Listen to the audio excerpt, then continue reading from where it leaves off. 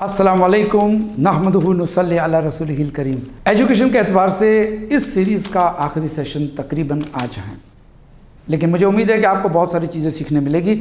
आज हम आपके बच्चों को या आपको, अगर आप स्टूडेंट हैं तो आपके ट्यूशन टीचर के हवाले करेंगे।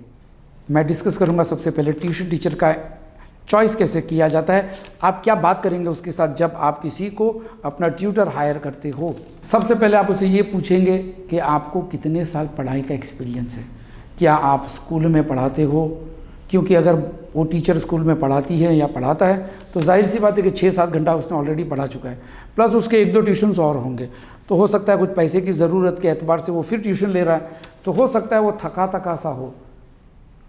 चांसेस है कि अगर वो थका हुआ है बेचारा तो आपको ज़्यादा तवज्जो से पढ़ा नहीं पाएगा। हाँ, अलबत्ता अगर ऐसी सिचुएशन है तो आप वीकेंड या संडे को उसका ट्यूशन रख सकते हैं, क्योंकि आपको पता है कि मोहल्ले में इस तरह से अच्छा टीचर मिलना मुश्किल है। तो क्या करेंगे, तो रोज़ाना आप मत रखो, आप कहो कि सर सैटरडे संडे शाम को या संडे 2-4 घंटा हम साथ में पढ़ लें। तो उस एतबार से छुट्टी के दिन आप भी फ्रेश रहेंगे, वो भी फ्रेश रहेगा, और 2-3 घंटे में बहुत कुछ तालीम हो जाएगी as compare to week days पे जब वो भी थका हुआ रहेगा और आप भी थके हुए रहेंगे और आपको साथ में जर्नल्स भी कंप्लीट करनी होती होगी। दूसरा सवाल आप देखेंगे, जब बात करें तो आप उनके साथ अंग्रेज़ी में बात करो। भले आप मैथ्स टीचर रख रहे हो लेकिन अंग्रेज़ी दुरुस्त होनी चाहिए। आप अंग्रेज़ी में बात करो, आपको अंदाज़ा आएगा कि टीचर की इंग्लिश कैसी है, कम्युनिकेशन स्किल्स कैसी है, क्योंकि जब उसकी अंग्रेज़ी अच्छी रहेगी तभी वो पढ़ा पाएगा। वरना वही स्कूल के अंदर अंग्रेज़ी अच्छी होगी और ट्यूशन टीचर की अंग्रेज़ी अच्छी नहीं होगी तो मिलावट हो जाएगी, बच्चे की अपनी अंग्रेज़ी ख़राब हो सकती है। आप टीचर को पूछेंगे कि कौन से सब्जेक्ट में आप महारत रखते हैं।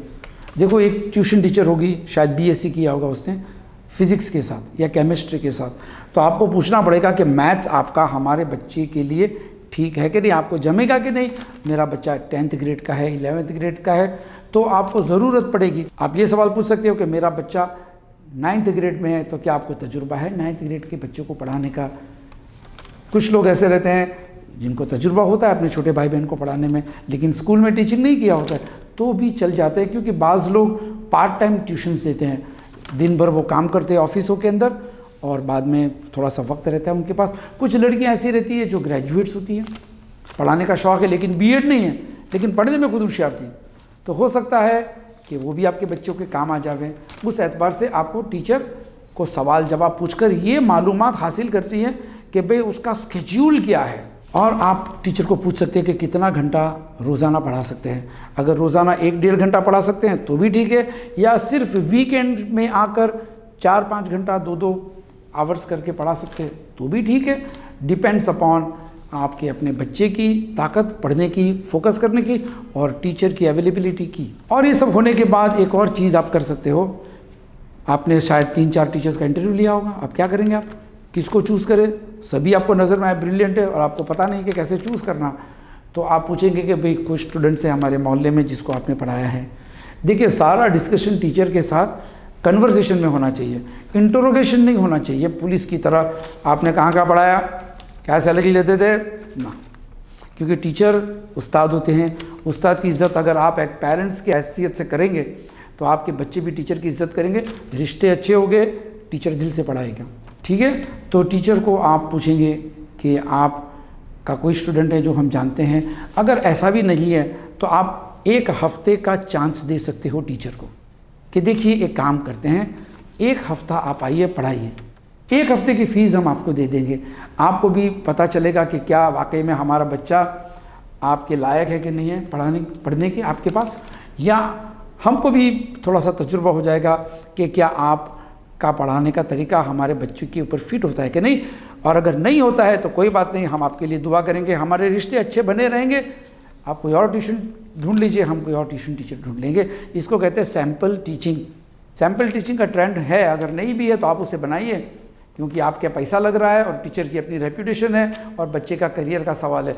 तीनों का ख़जाना दाव पे लगा हुआ है, टीचर को पूछ सकते हो। लेकिन देखा आपने, मैंने जो कंडीशंस बताई उसमें मैंने सैलरी का कहीं नहीं पूछा कि आप फ़ीस कितनी लोगे। Fees depends upon the situation, हालात कैसे हैं, आपके हालात कैसे हैं, टीचर की रिक्वायरमेंट क्या है और मार्केट का ट्रेंड क्या है। अगर मैथ सब्जेक्ट है, इंग्लिश है, हो सकता है आप इंग्लिश के लिए अलग टीचर रखें, मैथ्स की ट्यूशन के लिए अलग टीचर रखें, तो हफ्ते में 2 दिन वो आए, 1 दिन ही आए, संडेज़ के दिन वो आ सकती हैं। उस तरह से आप सब्जेक्ट्स डिवाइड करके 2-3 टीचर्स रखेंगे तो भी अच्छा रहेगा। ये मेरी अपनी राय थी ट्यूशन टीचर पसंद करने में। एक आध हफ्ता टीचर आपके बच्चों को पढ़ाएगी और आप अकेले में बच्चों को पूछ सकते हैं, बेटा कैसा है, पढ़ाने का तरीका कैसा है, बातचीत का तरीका कैसा है। बच्चों को नर्वस मत करो, डराओ मत, ना ही टीचर की गीबत करो, आप बैठकर टीचर की बुराई मत करो। आप बच्चे से पूछिए कैसा ही टीचर कैसा पढ़ाता है, समझ में आता है। अगर बच्चा 1 हफ्ते के बाद कहता है हाँ अब्बा रोज़ समझ में आया, यानी रोज़ आप पूछिए शाम को कैसा लगा, थोड़ा सा वक्त आप 10 मिनट बच्चे के साथ बात करेंगे तो बच्चा आपके साथ खुलकर बात करेगा, आपको बताएगा टीचर कैसा है, टीचर कैसी है पढ़ाने में। और उसके बाद आप टीचर को पूछिए कि आपको कैसा लगा, हमारा बच्चा तो आपके साथ खुश है, वुड यू लाइक। इस एतबार से आप अच्छी तरह से कम्युनिकेट करेंगे। आपके तकाजे, आपकी ज़रूरत है, लेकिन टीचर का ग्रेडिंग कभी भी आपके बच्चों के रिजल्ट के साथ नहीं होना चाहिए।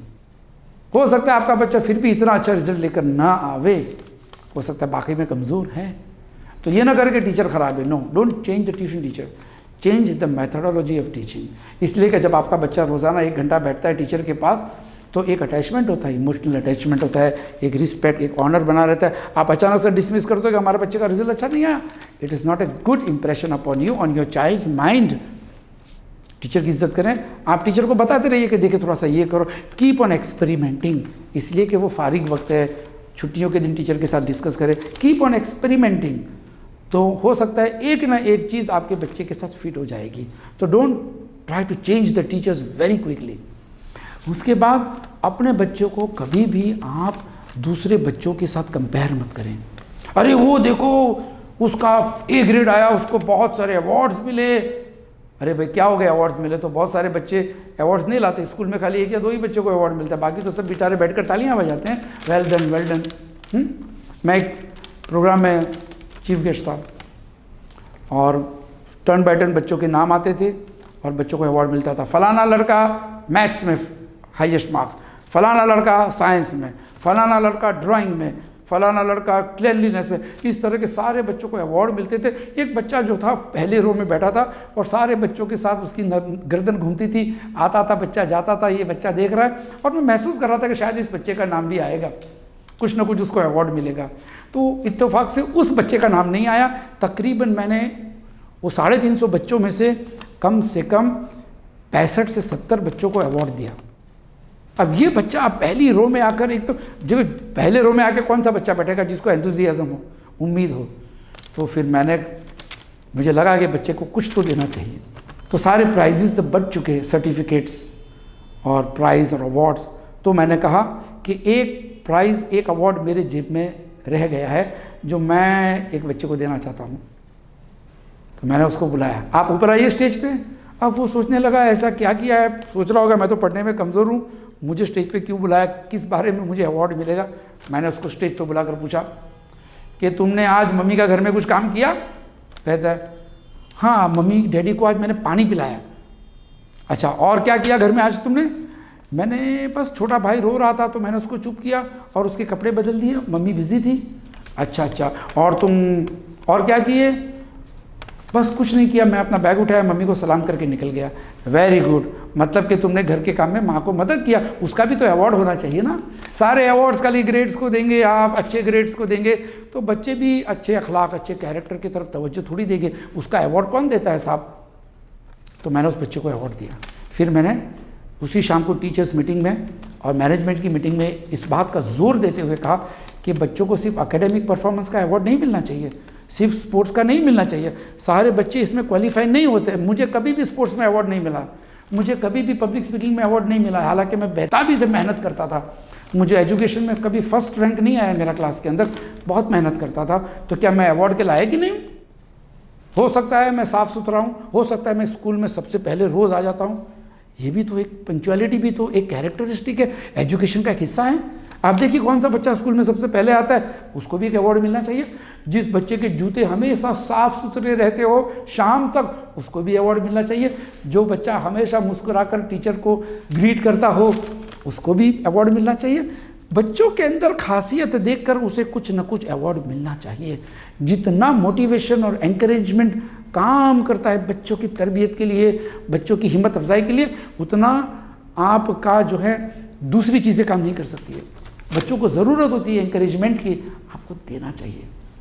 प्राइज़ सारे बच्चों को कुछ ना कुछ क्वालिटीज़ में मिलनी चाहिए, कोई बच्चा ऐसा नहीं रहना चाहिए, वरना इस तरह के अवार्ड्स को मैं पसंद नहीं करता हूँ। मैं नहीं पसंद करता हूँ इस तरह के अवार्ड्स। हालांकि जाना पड़ता है, मैं जाता हूँ इसलिए हूँ कि ऐसी बातें करके मैं हटता हूँ, फिर मैं अपने दिल की बात ऑडियंस में, पेरेंट्स में, मैनेजमेंट के साथ करता हूँ। इसीलिए मैं आम तौर पे कहता हूँ कि डोंट डिस्करेज योर चाइल्ड। अगर आपके भाई का बेटा अवार्ड लेकर आया और आपका बेटा नहीं ला पाया तो आप ये मत कहो कि अरे देखो तू कुछ करता नहीं है। आप कहो कि बेटा अल्लाह ने उसको पढ़ने में होशियार बनाया, तुमको किसी और चीज़ में होशियार बनाया होगा, तुम पता लगाओ, तुम उसमें आगे बढ़ो। आप अपने बच्चों को अवार्ड दो, देखो बेटा स्कूल ने आपको अवार्ड नहीं दिया ना, आपने आज कुरान पढ़ा, आपने आज मम्मी का काम किया, आज डैडी आपको अवार्ड देते हैं, एक टी शर्ट दे दो, एक नई पेन दे दो।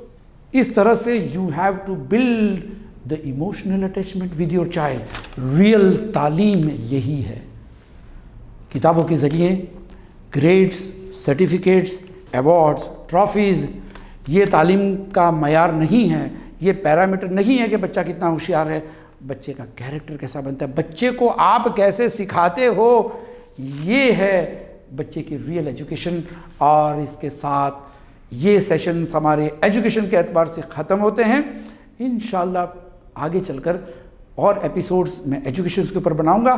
सिलसिला हमारे 10 एपिसोड का यहाँ ख़त्म हुआ। ऐसा लगता है कि मैं और बातें करूँ आपके साथ, और मैं करते रहूँगा। टीचिंग मेरा पैशन है और मैं इसे छोड़ नहीं सकता हूँ। मतलब ये कि इस सीरीज़ के 10 एपिसोड यहाँ मुकम्मल होते हैं, लेकिन आगे एजुकेशन के मुतालिक मैं और तहकीक करूँगा और मवाद जमा करूँगा, कंटेंट लेकर आपके सामने मैं फिर हाजिर होऊंगा। तब तक के लिए मैं आपसे इजाज़त चाहता हूँ। अस्सलामु अलैकुम वरहमतुल्लाहि वबरकातुहू।